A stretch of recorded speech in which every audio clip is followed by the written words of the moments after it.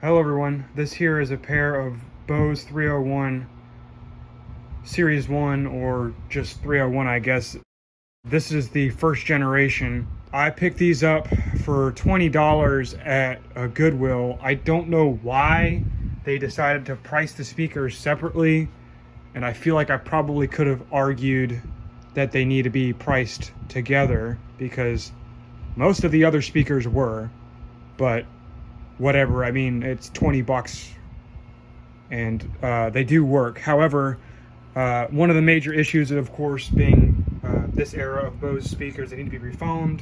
But I've done that before and I've already ordered the parts. Of course, it cost me more than the speaker, but whatever. So in total, these speakers are going to cost me about $45, which is still good for a pair of 301s.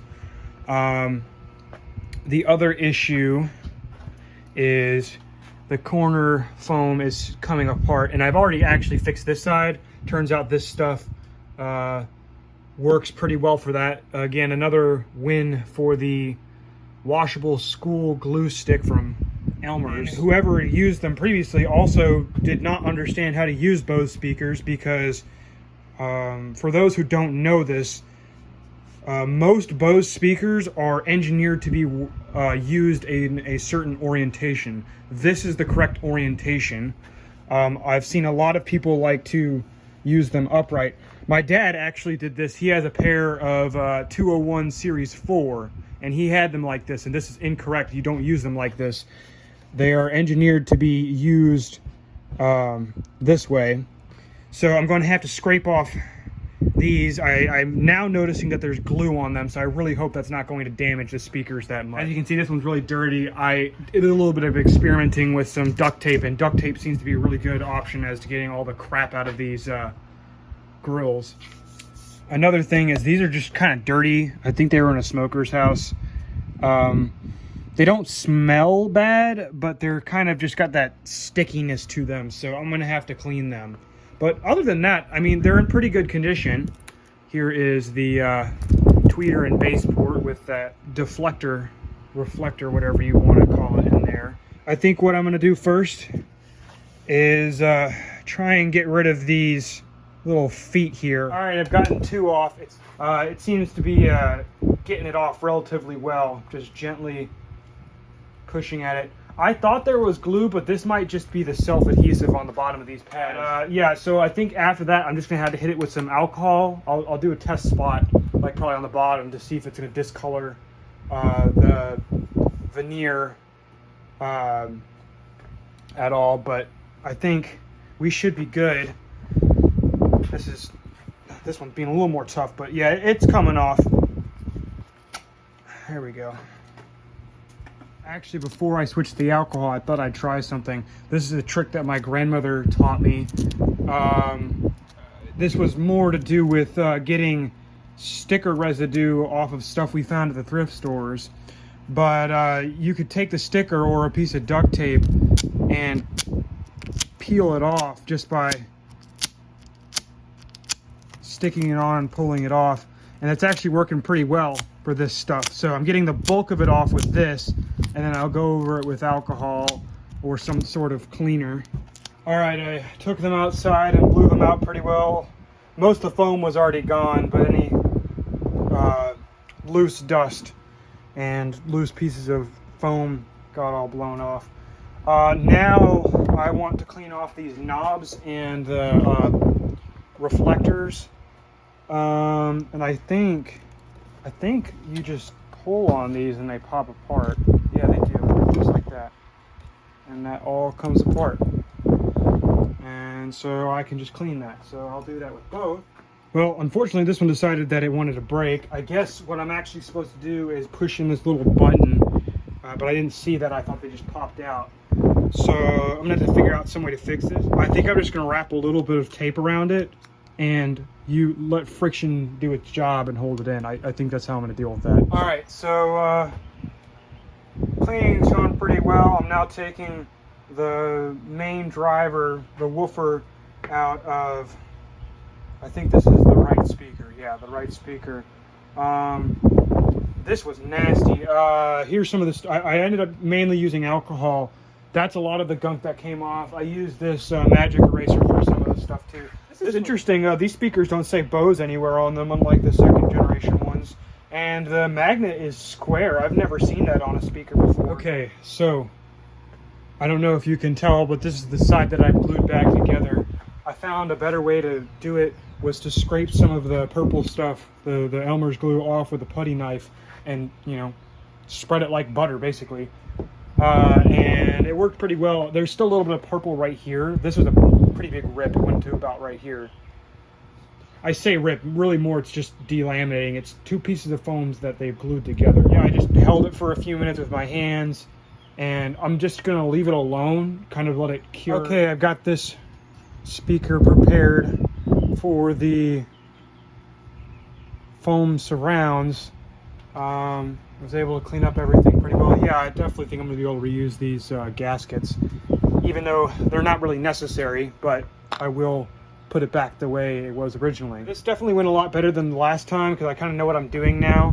So what I did for the outside was I took the putty knife, scraped off all the foam, and then took some alcohol and got rid of any residual adhesive.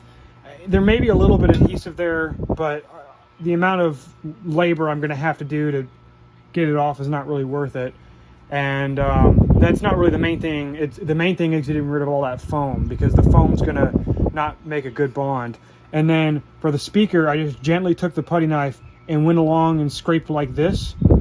And then afterward, I just gently wiped it once over with alcohol. And this should be a good bonding surface now. So on to the next speaker, because I still need to do the left one. Okay, so I'm doing this one a little different. I'm going to actually peel this off before getting the speaker off. I'm just going to run the putty knife around the edge like this. There we go, just like that. Okay, so as I said before, I just take the putty knife and scrape all the foam off.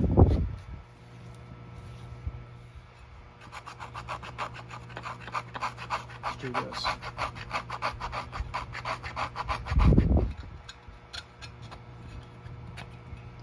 I'm a little more aggressive with the metal.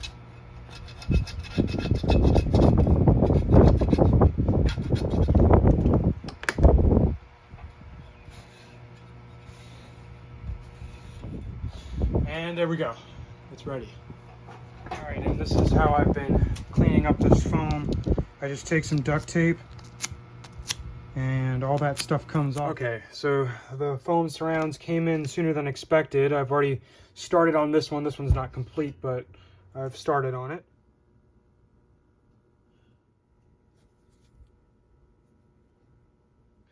And the instructions with this one say I'm supposed to wait like a minute or two to let the glue partially set, so I guess I'll do that. I didn't do that with that one there, but I feel like it probably would have helped with the installation a little better. So we will wait 1 minute and then put it on. Okay, so it's been just about a minute. Now we're going to attempt to center this up. And actually, using these made it really easy to center up, because it gives me a good idea of where it's supposed to be. Like that.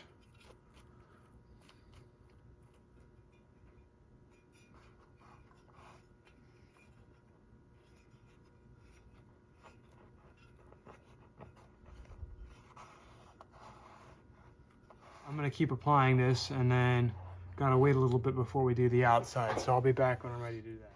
All right, so the instructions say to wait like 4 hours for the glue to dry. I don't really think I need to wait that long.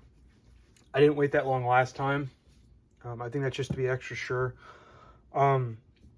Before I put it under any heavy load, I probably will wait that long. But for now, I am doing the testing of the driver being centered. And I know it's making noise now, but it is centered. these speakers seem to be pretty good about kind of centering themselves. So what I'm going to do now is put some glue around the outside. So basically I just need to go around the outside and just put in a little bit of glue as I do so.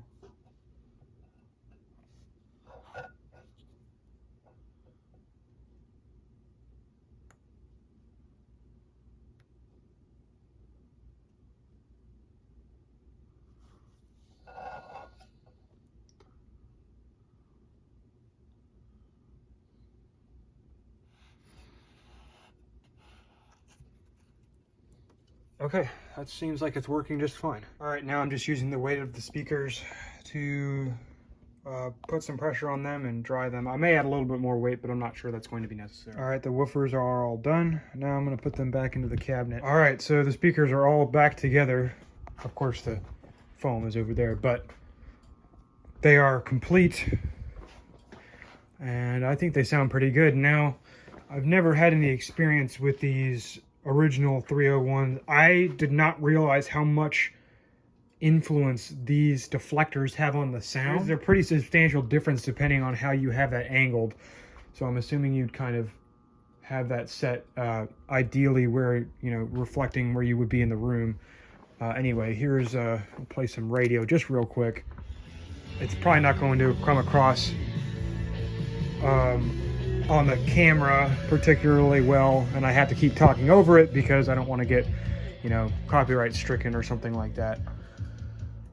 But yeah, they sound pretty good. And I think for $20 plus like the $25 for the foam surrounds, I think these were a pretty good deal. So yeah, that's all for now. Thank you for watching.